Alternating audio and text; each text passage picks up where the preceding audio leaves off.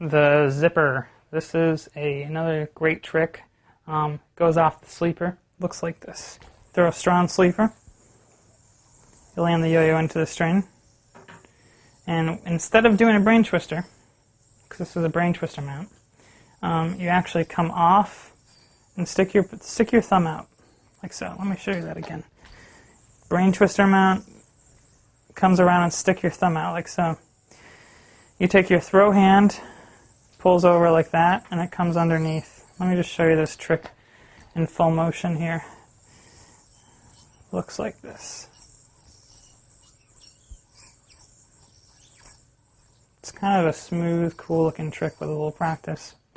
So again, brain twister mount, bring your hand underneath, it comes over, and you actually stick your thumb out. It comes over the string like that. So as the yo-yo is swinging around, it comes over your thumb. Kind of looks like a backwards trapeze over your thumb if you don't pull your string over right away. So start like that. You take your throw hand and you bring it around your thumb. It comes right around like so. Then you swing the yo-yo around again. And then you land off, bring it over your pointer finger again, and just go back into a brain twister mount. That's the entire trick. So let me show you one more time here. It's brain twister mount.